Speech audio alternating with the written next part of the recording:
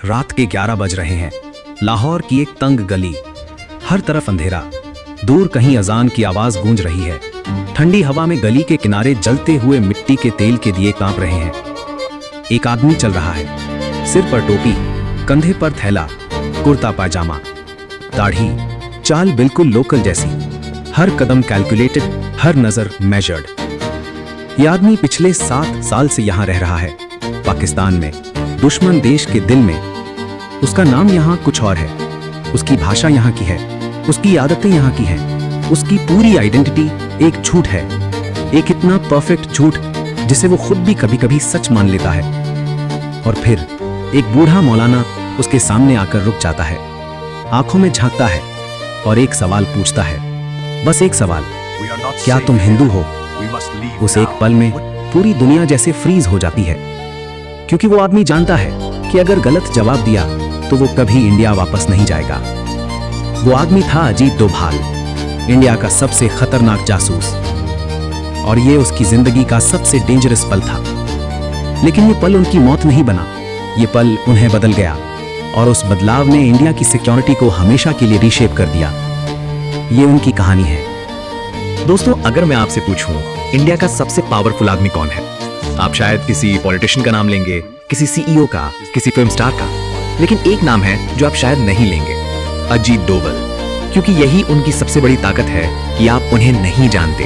वो IPS officer बने, intelligence bureau में गए, और फिर उन्होंने ऐसा काम किया जिसके बारे में ऑफिशियल रिकॉर्ड्स में भी बहुत कम लिखा है। सोचिए, एक आदमी जो दुश्मन देश में 7 साल बिता दे, अपनी असली आइडेंटिटी छुपाए, एक नकली जिंदगी जिए और एक बार भी पकड़ा ना जाए। एक आदमी जो गोल्डन टेम्पल के अंदर मिलिटेंटों के बीच बैठा हो, एक आईएसआई एजेंट बनकर। एक आदमी जिसने कंधार हाईजैक में टेररिस्ट्स के दिमाग को डिकोड किया। एक आदमी जो पाकिस्तान की न्यूक्लियर फैसिलिटी के बाहर एक बैगर बनकर बैठा हो और दुनिया के सबसे सेंसिटिव न्यूक्लियर सीक्रेट्स कलेक्ट करता रहा। ये कोई फिल्म नहीं है, ये रियल है, और रियल होने की वजह से ये फिक्शन से कहीं ज्यादा डेंजरस और कहीं ज्यादा इनक्रेडिबल है। आज हम उस इंसान की कहानी एक्सप्लोर करेंगे जिसे इंडिया का रियल लाइफ जेम्स बॉन्ड कहा जाता है। लेकिन जेम्स बॉन्ड एक कैरेक्टर है, स्क्रिप्टेड, रीटेक्स होते हैं, डेथ ऑप्शनल होती है। अजीत डोभाल के पास कोई स्क्रिप्ट नहीं थी, कोई रीटेक नहीं था, और डेथ बिल्कुल रियल थी। तो बने रहिए, क्योंकि जो आप अगले कुछ मिनट में सुनने वाले हैं वो आपको हिला देगा। 20 जनवरी 1945, उत्तराखंड का पौड़ी गढ़वाल डिस्ट्रिक्ट, हिमालय की गोद में बसा एक छोटा सा गांव, जहां रिसोर्सेस कम थे लेकिन इरादे पत्थर जैसे मजबूत थे। यहां एक बच्चे का जन्म हुआ, अजीत डोभाल। उनके पिता इंडियन आर्मी में ऑफिसर थे, तो बचपन से ही घर में एक साइलेंटली अंडरस्टूड रूल था, देश पहले, परिवार बाद में, और खुद सबसे आखिर में। ये वैल्यूज उन पर ऐसे चढ़ी जैसे पहाड़ की मिट्टी चढ़ती है, गहरी, अटल, बदलने में असमर्थ। पढ़ाई अच्छी थी, दिमाग तेज था। आगरा यूनिवर्सिटी से ग्रेजुएशन किया और फिर यूपीएससी क्रैक किया। 1968 आईपीएस बन गए, केरला का ऑर्डर मिली। केरला उस वक्त इंसर्जेंसी का हॉटबेड था, नक्सल मूवमेंट्स थी, पॉलिटिकल वायलेंस था, लॉ एंड ऑर्डर का नाइटमेयर था। लेकिन डोभाल के लिए ये ट्रेनिंग ग्राउंड बन गया। यहाँ उन्होंने सीखा कि असली इंटेलिजेंस वर्क फील्ड में होती है, डेस्क पर नहीं, कि दुश्मन को समझने के लिए उसके जैसा बनना पड़ता है। और ये लेसन उनकी पूरी करियर की फाउंडेशन बन गई। जल्द ही उनकी पोस्टिंग इंटेलिजेंस ब्यूरो आईबी में हो गई। 1980s का दशक था। इंडिया और पाकिस्तान के बीच तनाव अपने पीक पर था। पाकिस्तान आईएसआई एक्टिवली इंडिया में एजेंट्स भेज रहा था, क्रॉस बॉर्डर टेररिज्म बढ़ रहा था, पंजाब में मिलिटेंसी जड़ें जमा रही थी। इंटेलिजेंस ब्यूरो ने एक डिसीजन लिया, हमें भी उनके अंदर घुसना होगा, और वो मिशन दिया गया अजीत डोभाल को। लाहौर, पाकिस्तान का दूसरा सबसे बड़ा शहर, मुगल हिस्ट्री, कल्चरल रिचनेस और एक बहुत एक्टिव आईएसआई प्रेजेंस। डोभाल वहां गए, लेकिन अजीत डोभाल बनकर नहीं, एक कंप्लीटली अलग आइडेंटिटी के साथ। एक मुस्लिम नाम, एक फैब्रिकेटेड पास्ट, एक बिलीवेबल स्टोरी। हर डिटेल परफेक्ट थी। उनकी उर्दू फ्लॉलेस थी, बल्कि इतनी फ्लॉलेस कि लोकल्स भी नहीं पकड़ पाते। उनकी बॉडी लैंग्वेज लोकल थी, उनकी रिलीजियस हैबिट्स एक्यूरेट थी, उनकी डेली रूटीन नेचुरल थी। वो लाहौर की गलियों में घुल गए जैसे एक बूंद पानी में घुल जाती है। लेकिन यहाँ एक बात समझिए, ये सिर्फ एक्टिंग नहीं थी, ये सर्वाइवल था। एक स्पाई के लिए सबसे बड़ा खतरा होता है खुद का दिमाग, क्योंकि जब आप दिन रात एक झूठी आइडेंटिटी जीते हैं तो कभी कभी एक मोमेंट ऐसा आता है जब असली आप बाहर आना चाहता है। एक जेस्चर, एक रिएक्शन, एक रिफ्लेक्स, और वो एक मोमेंट काफी है। डोभाल इससे बचते रहे 7 साल तक। और फिर वो रात आई जिसके बारे में बाद में डोभाल ने खुद बताया। वो लाहौर की एक गली में चल रहे थे, रात का वक्त था, डिमली लिट माहौल, आसपास कुछ दुकानें, दूर कुछ लोग बैठे हुए। एक बूढ़ा मौलाना उनके सामने आया, रुका और उनकी आंखों में देखा। वो नजर अलग थी, कैलकुलेटिंग, सस्पिशियस। और फिर उसने पूछा, क्या तुम हिंदू हो?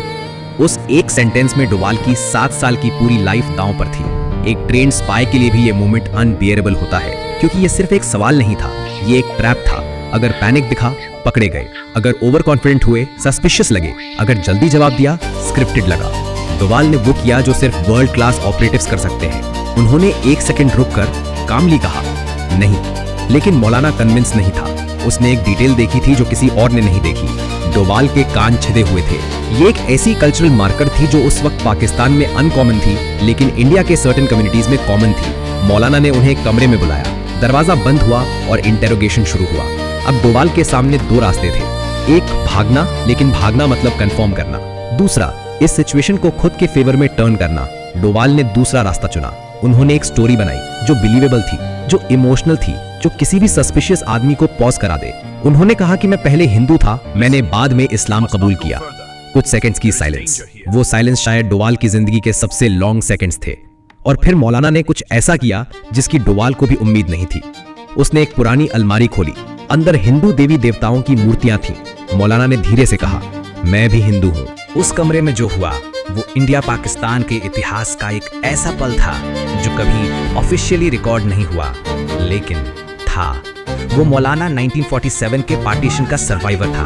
उसने देखा था अपने परिवार को मरते हुए, अपना घर जलते हुए, अपनी दुनिया टूटते हुए, और उस केओस में उसने सर्वाइव करने के लिए अपनी आइडेंटिटी बदल ली। वो हिंदू से मुसलमान बन गया, नाम बदला, इतिहास बदला, और उसी झूठ को इतने साल जीता रहा कि वो झूठ ही उसकी जिंदगी बन गई। उस रात उस छोटे से कमरे में 2 लोग थे, दोनों अलग अलग देशों के, दोनों अलग अलग मिशंस पर, लेकिन दोनों एक ही दर्द को जी रहे थे। एक फॉल्स आइडेंटिटी का दर्द, एक झूठ बनकर जीने का दर्द। मौलाना ने डोवाल को जाने दिया, लेकिन जाते जाते एक वार्निंग दी, प्लास्टिक सर्जरी करा लो, अगली बार कोई इतना सिंपैथेटिक नहीं होगा। डोवाल वहां से निकले, लेकिन वो वही डोवाल नहीं थे जो उस कमरे में गए थे। कुछ बदल गया था। वो समझ गए कि दुनिया में सबसे बड़ी इंटेलिजेंस ह्यूमन कनेक्शन है, कि एक आदमी की हिडन स्टोरी एक पूरी ऑपरेशन को टर्न कर सकती है, कि वॉर सिर्फ हथियारों से नहीं, इमोशन से भी लड़ी जाती है। ये लेसन डोवाल की पूरी आगे की करियर में काम आया। 1984 पंजाब में खालिस्तान मूवमेंट अपने पीक पर थी। अमृतसर के गोल्डन टेम्पल में मिलिटेंट्स का ऑक्यूपेशन था। जर्नैल सिंह भिंडनवाले और उनके आर्म फॉलोअर्स ने इसे अपना हेडक्वार्टर्स बना लिया था। इंडिया गवर्नमेंट इंफॉर्मेशन के लिए डेस्परेट थी। अंदर कितने मिलिटेंट्स हैं, उनके पास कौन कौन से वेपन्स हैं, कहाँ कहाँ पोजीशंस हैं, ये इंफॉर्मेशन बिना अंदर जाए नहीं मिल सकती थी, और अंदर जाना मतलब मौत। लेकिन अजीत डोवाल गए। वो गए एक ISI एजेंट बनकर, एक ऐसी आइडेंटिटी के साथ जो मिलिटेंट्स को यकीन दिलाए कि ये आदमी उनका है।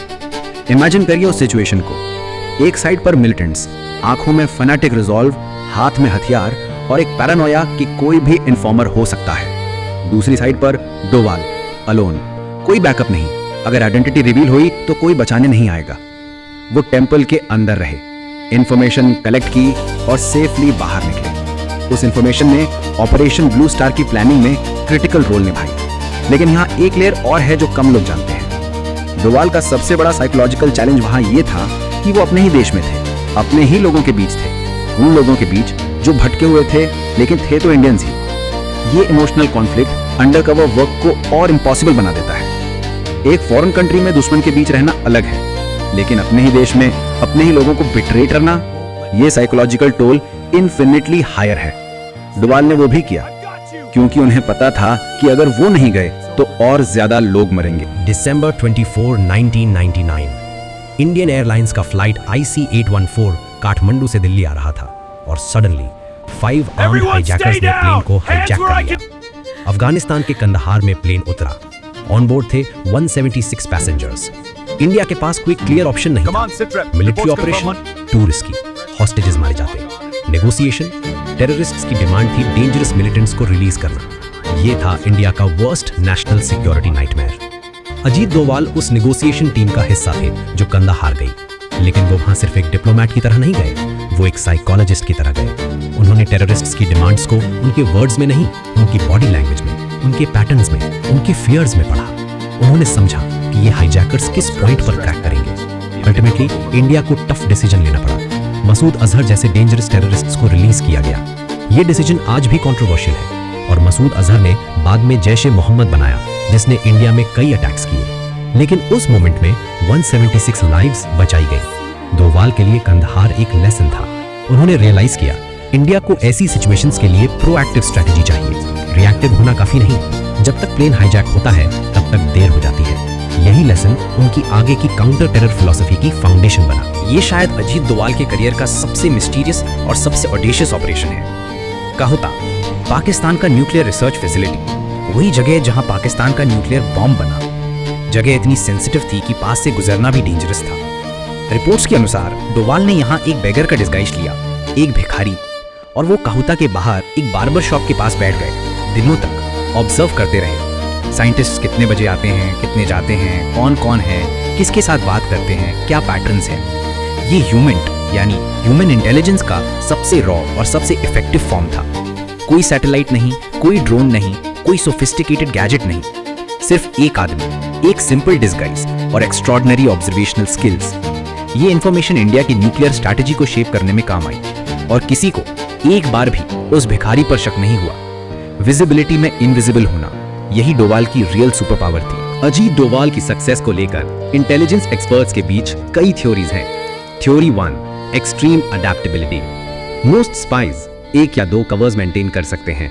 डोवाल ने मल्टीपल लेयर्स में ऑपरेट किया। वो एक आइडेंटिटी नहीं थे, वो एक सिस्टम थे। उनकी अडेप्टेबिलिटी इतनी डीप थी कि वो कॉन्शियसली नहीं, सबकॉन्शियसली अडेप्ट करते थे।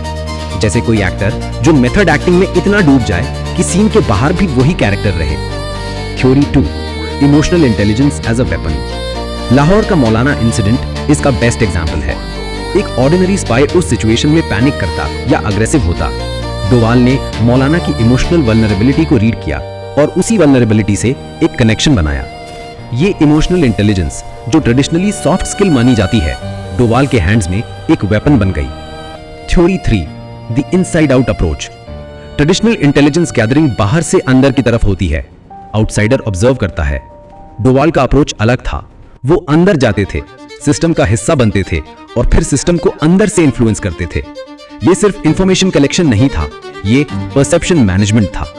दुश्मन को कंफ्यूज करो, उनके डिसीजंस को सटली इन्फ्लुएंस करो, उनकी इंटरनल डिविजन्स को एक्सप्लॉइट करो बिना एक बुलेट चलाए। Theory 4, long game. डोवाल कभी क्विक रिजल्ट्स के लिए नहीं गए। 7 साल लाहौर में रहे, काहुटा के बाहर दिनों तक बैठे, गोल्डन टेंपल में जाने से पहले महीनों की प्रिपरेशन। 2014 में जब नरेंद्र मोदी पीएम बने, उन्होंने अजीत डोवाल को नेशनल सिक्योरिटी एडवाइजर यानी NSA बनाया। ये पोजीशन उनके लिए सिर्फ एक टाइटल नहीं थी, ये उनके डेकेड्स के अंडरकवर एक्सपीरियंस का कल्मिनेशन था। और उनकी NSA टेन्योर में इंडिया की सिक्योरिटी पॉलिसी एक फंडामेंटल शिफ्ट से गुजरी। Shift 1, offensive defence. पहले इंडिया की फिलॉसफी थी हमें अटैक होगा, हम रिस्पॉन्ड करेंगे। डोवाल ने इसे बदला, अगर दुश्मन हमें टारगेट करेगा तो हम उनके घर में घुसकर मारेंगे। 2016 सर्जिकल स्ट्राइक्स। उरी अटैक के बाद इंडिया ने LOC पार कर पाकिस्तान ऑक्यूपाइड टेरिटरी में सर्जिकल स्ट्राइक्स की। ये पहली बार था जब इंडिया ने ऑफिशियली एक्नॉलेज किया कि हमने दुश्मन की टेरिटरी में ऑपरेशन किया।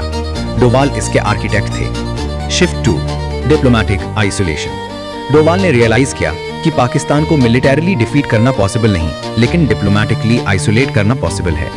सार्क में पाकिस्तान की आइसोलेशन, FATF में ग्रे लिस्ट में डलवाना, इंटरनेशनल फोरम्स पर टेररिज्म के एविडेंस प्रेजेंट करना, ये साइलेंट वॉरफेयर था, बुलेट्स के बिना, लेकिन उतना ही इफेक्टिव। Shift 3, intelligence first.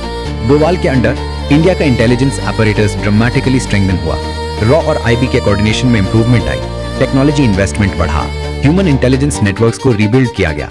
ये उनकी फील्ड एक्सपीरियंस का डायरेक्ट रिजल्ट था। दोस्तों, अजीत डोवाल की कहानी हमें एक अनकंफर्टेबल ट्रूथ से फेस करवाती है। हम जिन हीरोज को जानते हैं वो रियल हीरोज नहीं हैं। रियल हीरोज वो हैं जिनके नाम हम नहीं जानते, जो किसी प्रेस कॉन्फ्रेंस में नहीं जाते, जो किसी अवार्ड सेरेमनी में नहीं दिखते, जो सोशल मीडिया पर नहीं है। वो शैडोज में काम करते हैं और शैडोज में ही रहते हैं। अजीत डोवाल ने कभी फेम नहीं मांगी, मेडल नहीं मांगा, रिकग्निशन नहीं मांगा। उन्होंने जो मांगा वो था एक मौका, इंडिया की सर्विस करने का मौका। और उस मौके को उन्होंने हर बार, हर ऑपरेशन में, हर डेंजरस मोमेंट में परफेक्ट तरीके से यूज किया। सोचिए उस सैक्रिफाइस के बारे में। 7 साल लाहौर में, परिवार से दूर, अपने नाम से दूर, अपनी पहचान से दूर। क्या आप सोच सकते हैं 7 साल तक एक झूठी जिंदगी जीना?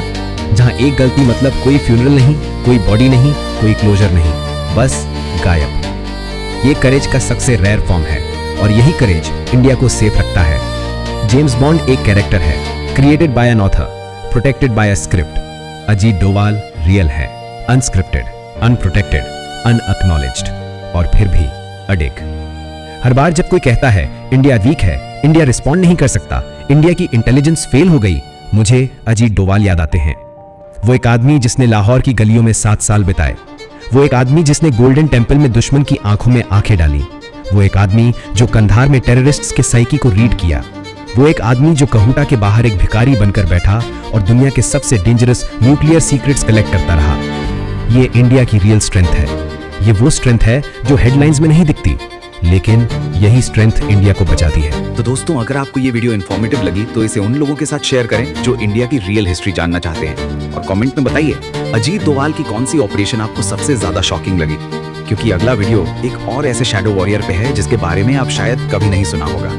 सब्सक्राइब करना मत भूलिए, क्योंकि जो स्टोरीज हम बताते हैं वो वहां नहीं मिलती जहां आप आमतौर पर देखते हैं। ये थी अजीत डोवाल की कहानी, इंडिया के असली शैडो वॉरियर की।